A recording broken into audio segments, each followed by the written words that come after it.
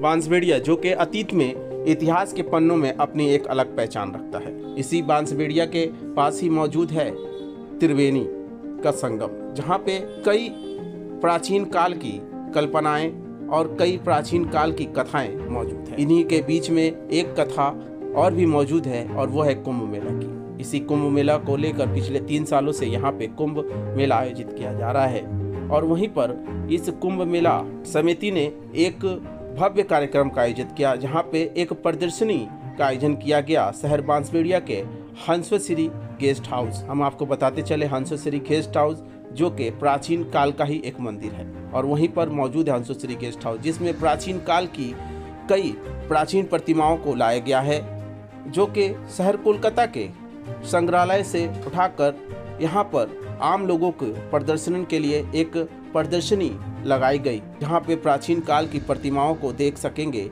आसपास के लोग। इस मौके पर बांसबेड़िया गेस्ट हाउस में प्रदर्शनी का उद्घाटन बांसबेड़िया नगर पालिका के चेयरमैन आदित्य नियोगी ने फीता काट कर किया। साथ ही वहीं त्रिवेणी कुंभ परिचालन समिति की ओर से बांसबेड़िया पुस्तक हॉल में त्रिवेणी सप्तग्राम के अतीत पर सेमिनार का भी आयोजन किया, दीप प्रज्वलित करके किया गया। इस उद्घाटन समारोह में बांसबेड़िया रामकृष्ण विवेकानंद आश्रम के महाराज प्रेमातम जी, पालिका chairman Aditya Niyogi, vice chairman Shilpi Chattopadhyay, संग्रहालय के प्रतिनिधि तानिया बंदोपाध्याय, शिक्षक अशोक गंगोपाध्याय, कुंभ मेला परिचालन समिति के सदस्य साधन बनर्जी, अमित शाह सहित अन्य सदस्यगण उपस्थिति। अतिथियों ने अतीत पर प्रकाश डाला और कहा कि युवा पीढ़ी को अपने शहर या गांव की पुरानी जानकारी होनी चाहिए, पुरानी रीति रिवाज और संस्कृति को नहीं भूलना चाहिए। साथ ही यहाँ पे आए हुए सभी अतिथियों को सम्मान पूर्वक सम्मानित किया गया और उन्हें भेंट स्वरूप उपहार प्रदान की गई, जो कि कुंभ मेला परिचालित समिति की ओर से था।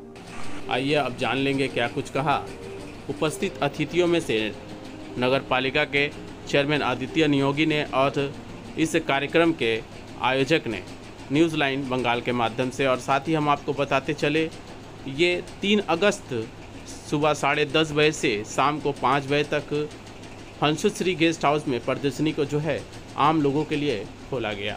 आइए देखते हैं पूरी खबर। जन्मेছি ভারতবর্ষের ত্রিবেণীতে, বাংলার ত্রিবেণী, হুগলি জেলার ত্রিবেণী বাঁশবেড়িয়া শহরে।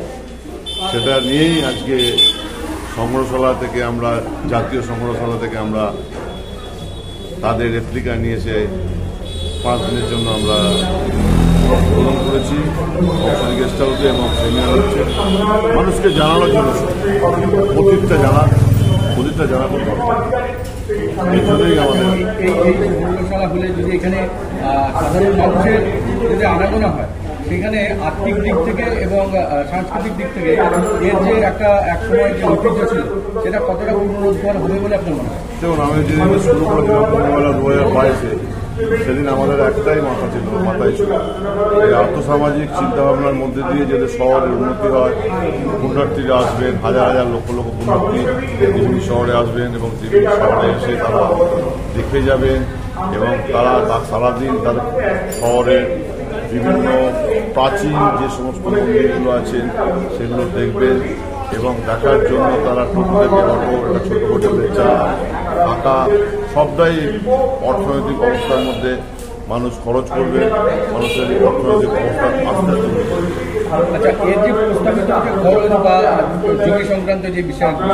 জমিটা আমরা সরকারের কাছে চেয়েছি এবং পৌরসভার পক্ষ থেকে জাতীয় সংগ্রহশালাকে আমরা বলেছি, ওনারা যদি আমাদের রাজি হন আমরা নিশ্চয়ই আমাদের জায়গা দেবো হংসলী মন্দিরের কাছে, যেখানে সারা বছর পুণ্যার্থীরা আসেন, সঙ্গে সঙ্গে সংগ্রহশালাটাও দেখতে পাবেন।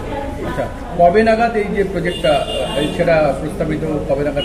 আগামী 3 মাসের মধ্যে আমরা আশা করছি যে আমরা শেষ পর্যায়ে পৌঁছতে পারবো, আলোচনা স্তরে আছে, শেষ পর্যায়ে পৌঁছতে পারবো। আজকে ত্রিবেণী কুম্ভ পরিচালনা সমিতির উদ্যোগে এবং ইন্ডিয়ান মিউজিয়ামের কোলাবোরেশন একসঙ্গে আমরা এই অঞ্চলে যত ছড়িয়ে ছিটিয়ে যে প্রত্নতাত্ত্বিক নিদর্শনগুলো আছে সেগুলোকে নিয়ে যাতে একটা মিউজিয়াম করা যায়, সেটা আমাদের অনেক দিন থেকে প্রস্তাব ছিল। তার জন্য আমরা অলরেডি একটা মিউজিয়ামের প্রোগ্রাম করেছি, সেমিনার করেছি। আরেকটা এই অঞ্চলে করলাম। এবং আপনারা জানেন আজকে একটা প্রদর্শনীর উদ্বোধন হলো। কতদিন ধরে প্রদর্শনী সেমিনার চলবে? এটা চলবে 3 তারিখ থেকে 7 তারিখ অবধি, মানে আজকে থেকে 7 তারিখ অবধি চলবে। কটা থেকে কটা? সকাল 10:30টা থেকে বিকেল 5টা অবধি এই প্রদর্শনী থাকবে। এই সাধারণ মানুষের জন্য, এটা অঞ্চলের মানুষের জন্য। মূলত কি উদ্যোগ? এই নতুন প্রজন্মকে কি প্রতিদিনকে ফিরিয়ে আনতে কি এই উদ্যোগ? মেন উদ্যোগ হচ্ছে, দেখো আমরা আমাদের যে সংস্কার সংস্কৃতি সেগুলো মোটামুটি হারিয়ে ফেলছি। তো মেন উদ্দেশ্য হচ্ছে যে সংস্কৃতি ছাড়া একটা জাতি বলো, একটা সমাজ বলো বাঁচে না। সেই জন্য সেই সংস্কৃতির মাধ্যম দিয়েই একটা জাতি বেঁচে থাকে। সে পুরনো ঐতিহ্য, যেটা পরম্পরা বলি আমরা, সেইটাকে যদি বাঁচিয়ে না রাখা যায় তাহলে আমাদের অস্তিত্ব বিলীন হয়ে যাবে। তাই নিজেদের অস্তিত্ব রক্ষা এটা খুবই জরুরি এবং প্রয়োজন। তার জন্য চলেছি এবং যে সমস্ত প্রোগ্রামই আমাদের কুম্ভ মেলা থেকে বা কুম্ভ পরিচালনা সমিতি থেকে করছি, আরও কিছু কাজ আমরা করছি। যেমন আমরা এখানে তোমার সংস্কৃত শিক্ষা কেন্দ্র খুলেছি, আমরা গীতা অভ্যাস করাচ্ছি, দশাবতারের পুজো হয়, 51 পীঠের পুজো হয়। এগুলো থেকে কী হয়, আমাদের যে পুরনো পরম্পরা সেগুলো যাতে ফিরিয়ে আনা যায়, আগামী দিনের ভবিষ্যৎ তাদের জন্যই এই প্রোগ্রামগুলো। কি নাম?